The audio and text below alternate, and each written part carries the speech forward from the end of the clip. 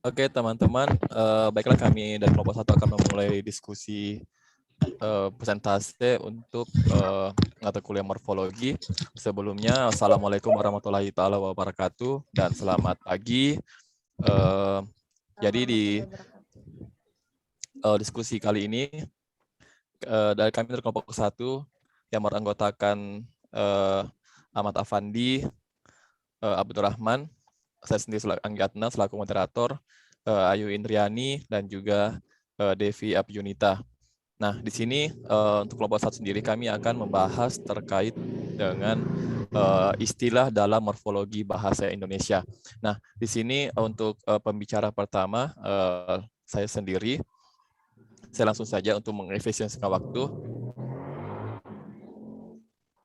Baiklah teman-teman, saya akan bahas terkait dengan satuan gramatikal.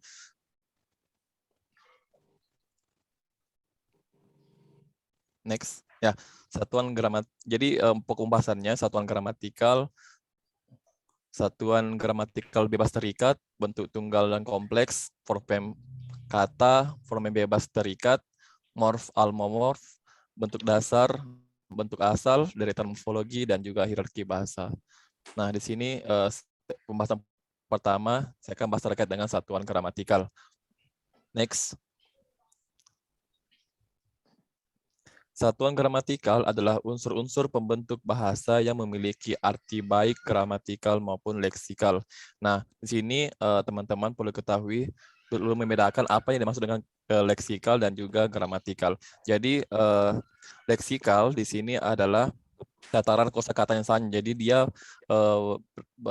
membahas terkait dengan kosakatanya saja, sedangkan di gramatikal itu dia membahas terkait dengan tata bahasanya. Nah, itu adalah letak perbedaannya. Nah, sini saya akan berikan contoh untuk teman-teman. Ada kata kursi, memetik, dan buaya. Di makalah, di presentasi, di PowerPoint kami cantumkan contohnya, tapi di makalah sudah tercantum.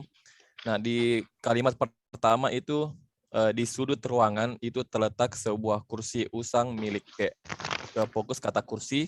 Kemudian kalimat kedua, sudah lama tetangga kami itu menginginkan kursi di kabinet pemerintah yang baru. Jadi dua kata yang berbeda, dua kata yang sama tapi memiliki makna yang berbeda. Nah, di sini leksikalnya adalah kalimat pertama tadi, yaitu di sudut ruangan itu terletak sebuah kursi usang milik kakek. Karena dia membahas kosakatanya, dia fokus pada kosakatanya. Jadi kalau gramatikalnya itu yang tadi tatanan bahasanya.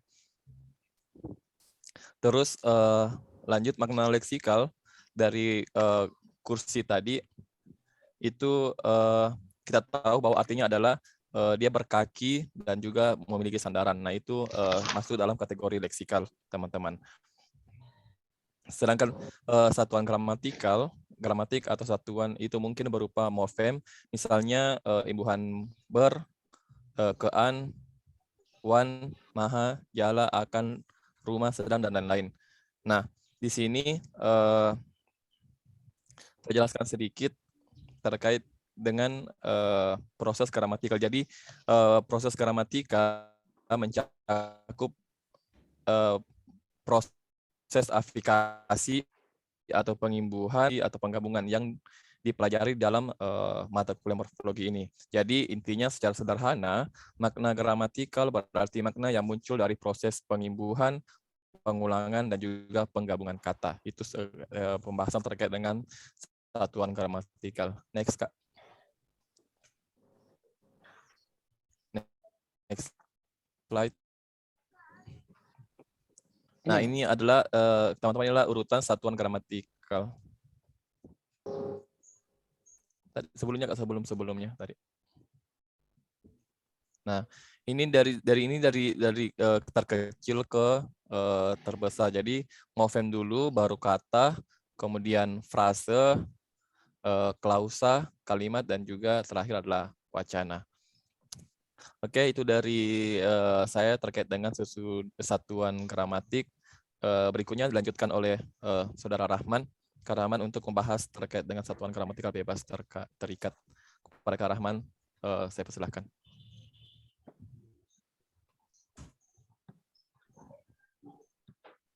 Ya, terima kasih atas kesempatan diberikan. Saya akan menyampaikan paparan tentang satuan gramatik bebas terikat. Jadi satuan gramatik bebas atau satuan bebas adalah satuan gramatik yang dapat berdiri sendiri dalam tuturan biasa. Jadi contoh rumah, gunung, tanah, pakaian, bendera, dan sebagainya. Sedangkan satuan gramatik terikat atau satuan terikat adalah satuan gramatik yang tidak dapat berdiri sendiri. Jadi contoh ini ber, per ini adalah disebut afiks atau pengembuhan. Kenapa disebut terikat? Karena dia selalu mengikut pada bentuk yang lain. Artinya dia tidak bisa berdiri sendiri. Kemudian bentuk linguistik itu ada yang dapat berdiri sendiri di dalam tuturan biasa dan ada pula yang tidak dapat berdiri sendiri atau selalu terikat kepada bentuk lain. Jadi bentuk buku misalnya termasuk ke dalam bentuk yang dapat berdiri sendiri di dalam tuturan biasa. Umpamanya merupakan jawaban terhadap pertanyaan engkau membaca apa, engkau membeli apa, dan sebagainya. Berbeda dengan bentuk buku, misalnya bentuk bentuk tersebut tidak dapat berdiri sendiri dalam tuturan biasa. Bentuk ini yang selalu terikat pada bentuk yang lain, artinya selalu dipakai bersama-sama dalam bentuk jalan, rumah, baju, bicara, lari, dan sebagainya, menjadi berjalan, berumah, berbaju, berbicara, berlari, dan sebagainya. Bentuk linguistik yang dapat berdiri sendiri dalam tuturan biasa seperti buku disebut bentuk bebas. Ya. Jadi bentuk bebas ini adalah bentuk linguistik yang dapat berdiri sendiri. Artinya tanpa ada kata lain pun dia tetap bermakna. Kemudian sedangkan bentuk linguistik yang tidak dapat berdiri sendiri dalam tuturan biasa seperti ber yang ini afiks disebut adalah bentuk terikat. Kemudian ada beberapa kata ya yang secara tuturan biasa itu terikat, tapi secara gramatis mempunyai sifat bebas. Misalnya kata dari, ke, pada, daripada, kepada, tetapi, karena, dan sebagainya. Jadi untuk lebih jelasnya kita bisa berikan contoh, misalnya kata ke pasar, ke sebuah pasar, ke dua buah pasar. Kemudian contoh yang kedua berkatalah, berkata jujurlah, berkata jujur sajalah. Bentuk ke tampaknya terikat pada bentuk pasar, tetapi dengan adanya kelompok kata ke sebuah pasar, kedua buah pasar, ternyata bentuk ke secara gramatikal dapat dipisahkan dari bentuk pasar. Demikian halnya dengan bentuk berkatalah, berkata jujurlah, dan berkata jujur sajalah. Dalam bahasa Indonesia bentuk ber, ter, men, per, kan, an, i, ke, an, per, an tidak dapat berdiri sendiri, baik dalam tuturan biasa maupun secara gramatis. Bentuk-bentuk tersebut bersama-sama dengan bentuk lain membentuk suatu kata, misalnya bersama, dan sebagainya. Bentuk-bentuk ber, ter, men, dan sebagainya itu tidak mempunyai arti leksis, tetapi mempunyai arti gramatis, yakni timbul sebagai akibat pertemuannya dengan bentuk lain. Jadi ini bentuk-bentuk afiks tadi ber, ter, ini secara leksis tidak mempunyai arti, tapi secara gramatis ini mempunyai arti setelah ada atau bersama dengan bentuk yang lain tadi. Di samping afiks tadi ada golongan lain yang misalnya bentuk-bentuk ku, mu, nya, kau, is, isme, dan bentuk tulisan biasa tidak dapat bersendiri dan secara gramatis tidak dapat memiliki kebebasan. Jadi tergolong ke dalam bentuk terikat seperti afiks. Akan tetapi ada perbedaannya dengan afiks, yakni bentuk kumunya kau, isme memiliki arti leksis, sedangkan afiks tidak memilikinya. Jadi ada selain afiks tadi ini bentuk terikat, ada bentuk-bentuk lain seperti kumunya kau, itu juga adalah salah satu bentuk terikat, tapi ada sedikit perbedaannya. Kemudian kita masuk ke bentuk tunggal kompleks. Bentuk tunggal kompleks adalah kita ke bagian bentuk tunggal dulu, adalah satuan gramatik yang tidak terdiri dari satuan yang lebih kecil lagi. Contoh kata bersepeda ke luar kota, sedangkan bentuk kompleks adalah satuan yang terdiri dari satuan-satuan yang lebih kecil lagi. Contohnya bersepeda keluar kota, ia membeli sepeda baru. Jadi contoh yang pertama ini adalah bentuk tunggal. Ini kata karena tidak dapat diurai lagi ke dalam bentuk-bentuk yang lebih kecil. Kalau kita urai ini misalnya sepeda, walaupun sebenarnya bisa diurai secara suku katanya, tapi kalau kita urai itu tidak memiliki makna. Tidak punya makna secara leksikal. Kemudian bentuk kompleks adalah satuan yang terdiri dari satuan yang lebih kecil. Ini misalnya contoh bersepeda keluar kota. Kalau kita urai, ini kata bersepeda ini akan menjadi dua satuannya, kata atau prefiks ber dan kata sepeda. Kemudian ini kalau kita urai, ini akan menjadi ber, kemudian sepeda, kata keluar, dan kata kota. Jadi intinya di situ perbedaannya antara bentuk tunggal dan bentuk kompleks. Satu bentuk tunggal itu adalah satuan gramatik yang tidak dapat diurai ke dalam satuan-satuan yang lebih kecil lagi.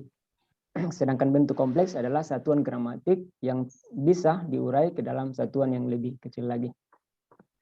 Demikian yang bisa saya sampaikan untuk bagian ini, bentuk tunggal kompleks dan bentuk gramatik bebas terikat. Saya kembalikan ke moderator. Terima kasih. Iya, terima kasih Kak Rahman atas materinya. Langsung saja ya untuk pesan waktu untuk speaker yang ketiga, pembicara ketiga, saya persilakan kepada Ayu Indriani membahas terkait dengan morfem kata, morfem. Baik, terima kasih Kak atas kesempatannya. Di sini saya akan memaparkan apa itu morfem dan kata. Nah, morfem adalah satuan gramatikal terkecil dan memiliki makna. Nah, contohnya pada kata membeli. Nah, di sini kita dapat menganalisis menjadi dua bentuk terkecil, yaitu me dan beli. Bentuk me adalah sebuah morfem, yakni morfem afiks yang secara gramatikal memiliki sebuah makna, dan bentuk beli juga sebuah morfem, yakni morfem dasar yang secara gramatikal memiliki makna juga. Nah, kemudian kata merupakan satuan bahasa terkecil. Nah, kata juga merupakan satuan bahasa yang mempertemukan tiga tataran dalam linguistik, yakni morfologi, sintaksis, dan semantik. Next, Kak.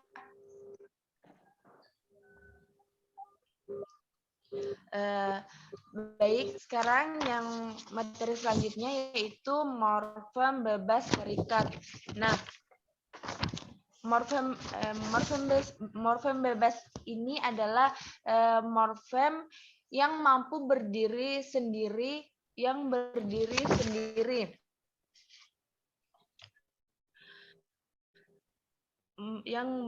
bisa berdiri sendiri dan dapat langsung digunakan dalam pertuturan. Contohnya kata mandi, duduk, pulang, dan pergi. Oke, selanjutnya morfem terikat.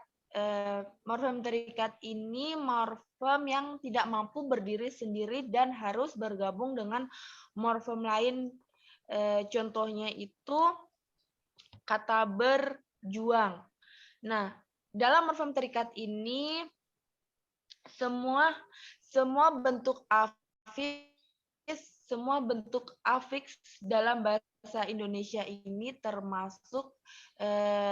termasuk bentuk morfem terikat. Baik, itulah pemaparan materi dari saya mengenai morfem kata dan morfem bebas dan morfem terikat. Selanjutnya saya kembalikan ke moderator.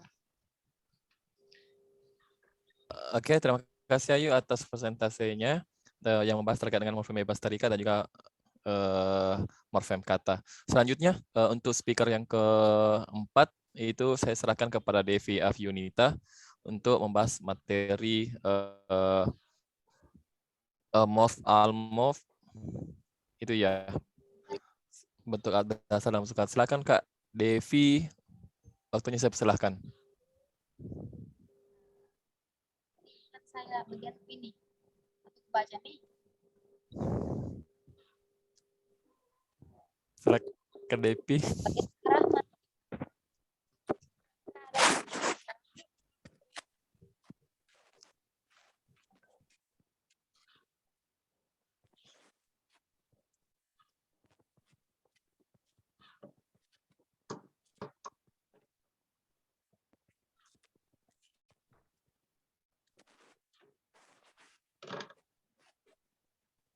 Silakan. Devi dulu ya.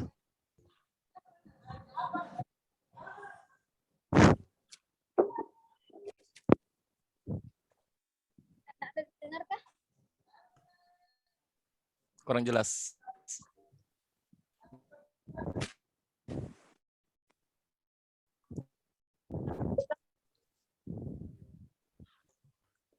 Aku baca nih. Sudah mulai Kak, sudah mulai. Silakan.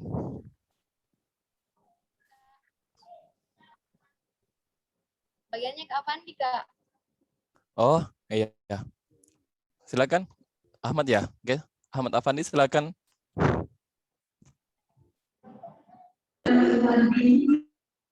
Baik, kedengaran? Iya, kedengaran Kak, silakan. Ya, baik, materi selanjutnya yakni morph dan alomorph.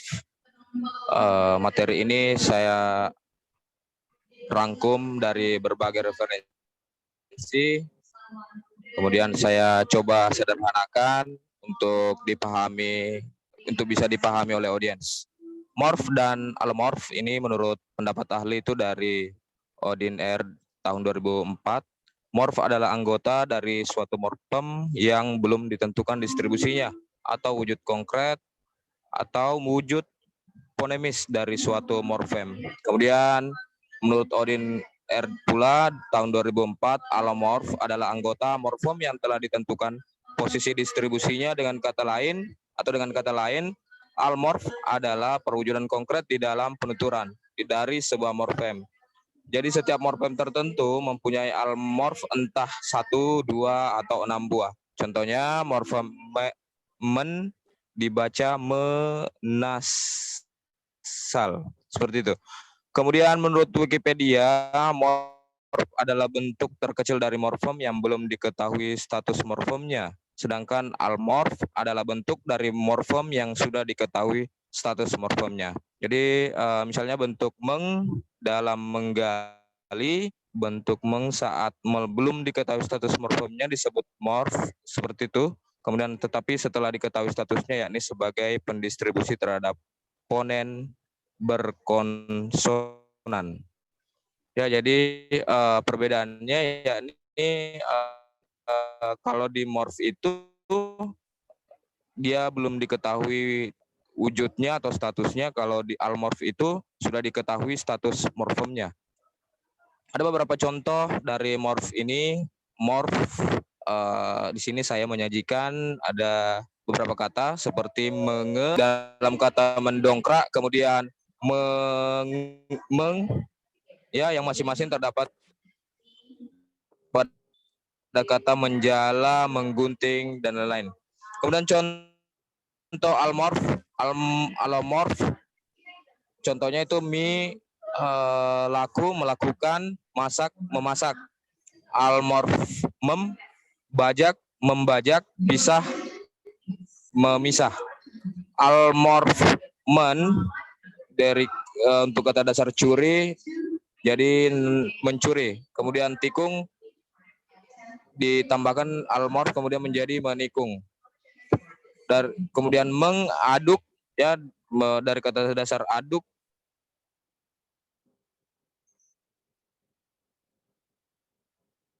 ditambahkan menjadi mengaduk. Hindar. Kita lihat almorf ini. Jadi morf itu bagian terkecil dari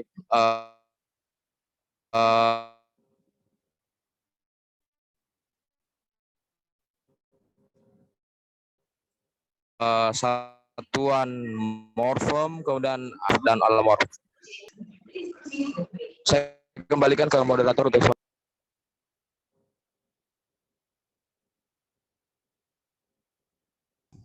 materi hierarki bahasa mungkin dilanjutkan langsung saja Kak Ahmad untuk hierarki.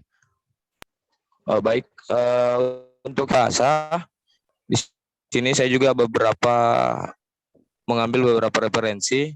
Di antaranya seperti ini definisinya, hierarki dapat dimaknai sebagai pengaturan yang menempatkan beragam unsur pada suatu sistem, urutan mulai dari tingkat yang paling rendah hingga paling tinggi atau besar. Sistem ini juga berlaku pada bahasa dalam bentuk bahasa tersusun dari beragam unit yang terbagi dalam tingkatan-tingkatan tertentu. Hal ini juga memastikan satu sifat bahasa yang lain, yaitu bahasa bukanlah suatu sistem yang di dalamnya aliran bunyi mengalir terus-menerus tanpa perhatian. Di dalam bahasa, setiap unit mengungkapkan makna khas. Unit inilah yang dapat digunakan jika penuturnya ingin menyampaikan suatu makna kepada pihak lain. Hubungan seluruh unsur itulah mulai dari tingkat yang paling rendah hingga tinggi yang kita namakan sebagai bahasa. Pada kesimpulannya, hierarki bahasa adalah urutan tingkatan yang sebagai bagian dari ujaran, mulai dari yang terbesar. Oke. Kedengaran, Kak? Ya, kedengaran. Ya, pada kesimpulannya, hierarki bahasa adalah urutan tingkatan kata sebagai bagian dari ujaran, mulai dari yang terbesar hingga yang terkecil ataupun sebaliknya. Hal yang kita ujarkan biasanya berupa kalimat, tetapi dalam morfologi hierarki bahasa yang dibahas, dari ujaran bukan kalimat, merupakan sebuah kata gramatikal atau kata yang mendapatkan afiksasi. Sederhananya seperti ini, hierarki bahasa adalah urutan tingkatan suatu kata dari unsur-unsur yang kompleks.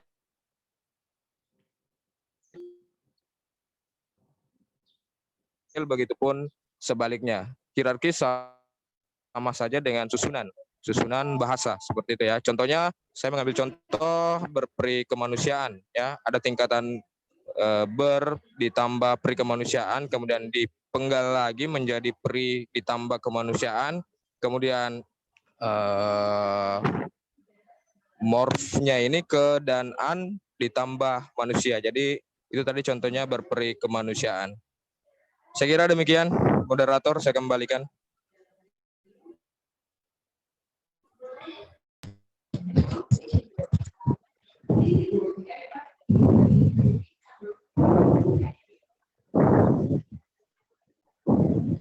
Moderator.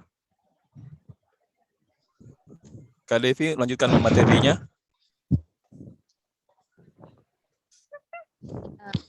Silakan, Kak. Saya akan membawakan materi, yaitu masih ada sebelumnya, Kak. Ya. Bentuk-bentuk kata dasar atau bentuk asal. Di sini bentuk dasar adalah satuan baik tunggal maupun kompleks yang menjadi dasar bentukan bagi satuan yang lebih besar. Contoh dari bentuk dasar yaitu kata berpakaian. Misalnya kata dasar berpakaian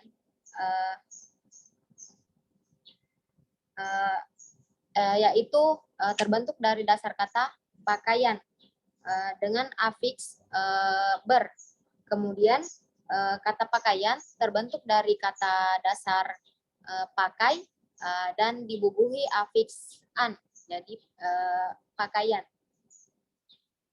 Kemudian bentuk asal. Bentuk asal adalah satuan yang paling kecil yang menjadi asal sesuatu kata kompleks. Di sini contohnya juga itu kata berpakaian. Kata bentuk asal berpakaian terbentuk dari kata asal pakai dan dibubuhi afiks an. Kemudian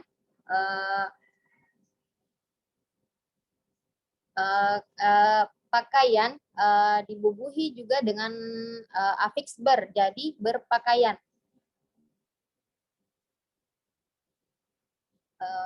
Kemudian materi selanjutnya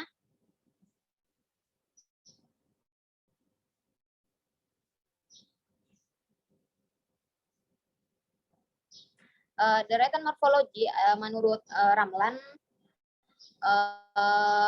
yaitu suatu daftar yang memuat kata-kata yang berhubungan dalam bentuk dan artinya. Contoh katanya adalah kejauhan, di mana ada beberapa kata yang berhubungan dan yang memiliki bentuk dan arti yang berhubungan dengan kata kejauhan, yang semisal menjauhkan, dijauhkan,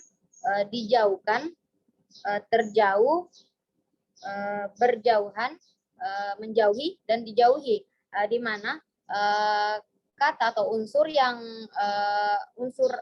di mana kata atau unsur pada semua kata tersebut adalah kata jauh.